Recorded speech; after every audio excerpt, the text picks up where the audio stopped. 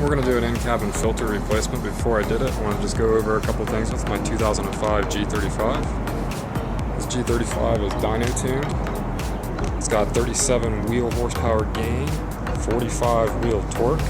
The mods on it are Motordyne Shockwave, Motordyne arc pipe, NWP's 75mm throttle body. Also, it's got the 5/16 spacer on it. Motordyne MREV2 and Motordyne 5/16 spacer. Those two go together to make the most power. And like I said, we're going to do the in-cabin filter replacement. And I just want to do a little overview of my G. Alright, let's get this do-it-yourself video done. What's going on? Thanks for subscribing to my channel and checking out this video. I'm just going to do an in-cabin filter replacement on my dyno tuned G. The old Motordyne go, hear that? Right, I know what I heard that little bird.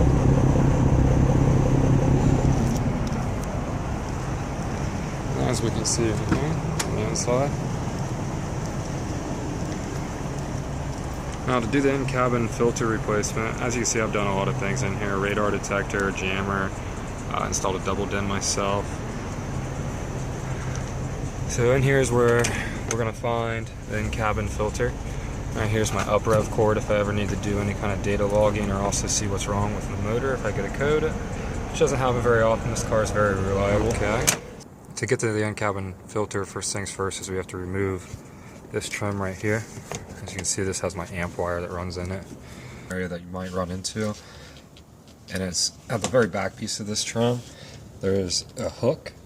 And if you pull too hard, it'll break as it snaps up through this the hole right there, as you can see. If you look at it, that's the hook that we're looking at. So you're just going to be awful careful when you're pulling up to kind of pull out a little bit so that hook will come a lot easier out of this hole. Right there, as you can see. And then you're going to come down here to where this baseboard is. As you can see, there's a screw all the way back here. So it's like a plastic one that you just pull off with your fingers.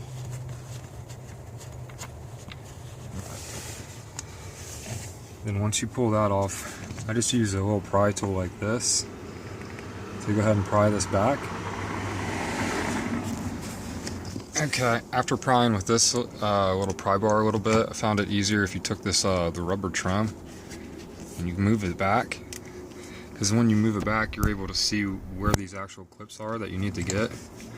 There's one right here, and there's one right here. And actually, believe it or not, the flathead screwdriver worked better to pop it off. And then once you pry that off, this just comes right off like this. Okay.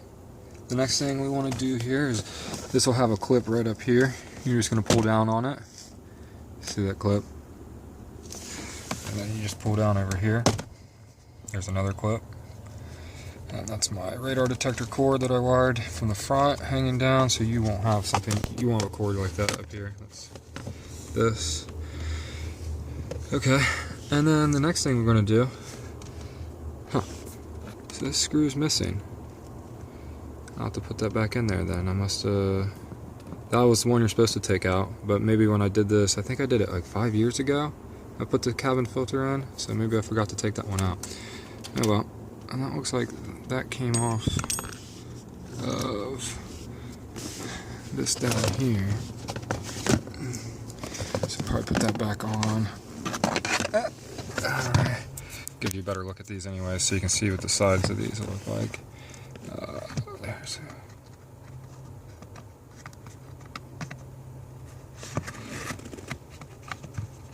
I think I'll go back on. There you go. And they just clip in there like that. So here's the back side of it when it's off. There's the one clip, two clip, and then this is just a little undercarriage that has a clip there, and then a clip there. Okay. And the next step after we've taken both these panels out would be we'll pull the glove box down, and you're gonna take a Phillips head and you're gonna take this nut out. I should say screw, this screw, this screw, and this screw, and then this screw. So let's get that done. Okay, as you can see, I went ahead and got the nuts, the screws taken out. The striker plate's pretty easy. It's lined back up. It only goes in one way. Has a notch, so you won't get confused when you put it back. It's pretty simple. So before you make sure when this is coming down, to make sure that this actually pulls out, this nut, this screw right here has to be taken out. Once that's taken out, then this will easily come down, as you can see here. Well, oh, there it goes. So now as it comes down, we have to unhook these wires.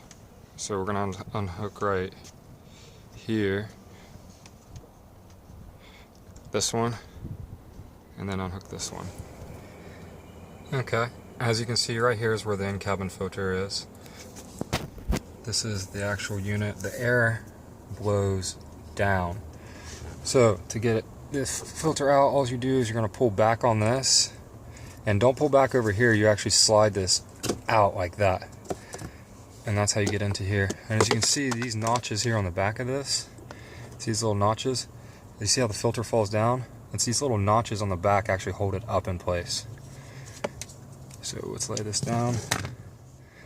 And I haven't changed this in a while. Man, this one looks like a shitty one I stuck in here.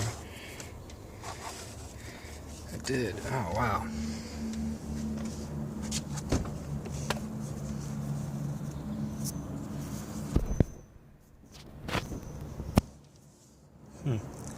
Yeah, it's pretty dirty. And then the reason I decided to go with FRAM is I read reviews on it, and it's actually really good. The charcoal on this side with baking soda is the dark side that goes down, and this is the white side that goes up. I was going to get a K&N in-cabin filter, but after thinking about it, when you clean the in-cabin filter on the K&N, it gets wet, and when it gets wet, it would drip down onto that fan motor. So, and plus, I guess some of the reviewers for the K&N in-cabin one said it didn't filtrate as good.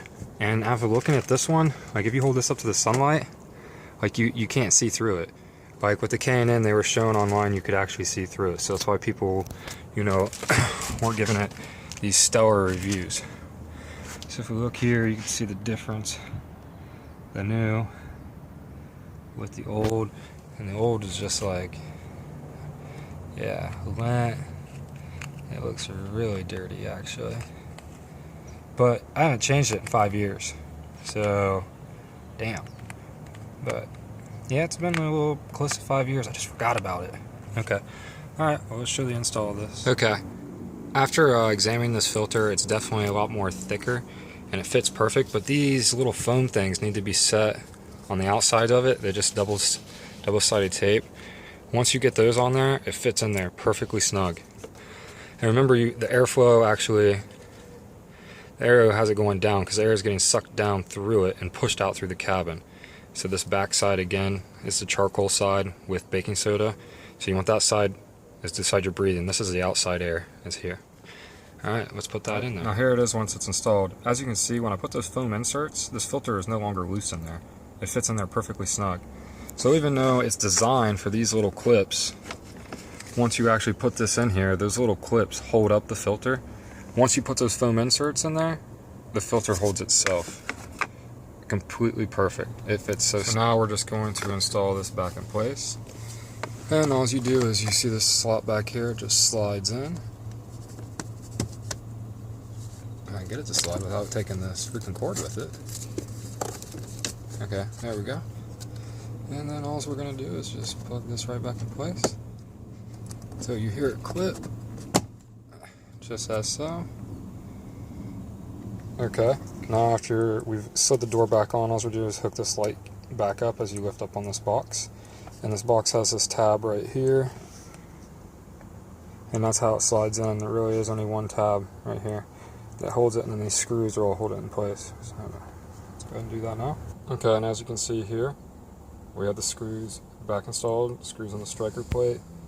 Let's put back in. A little tip when sliding this whole glove box back in is if you come over here, you pull this rubber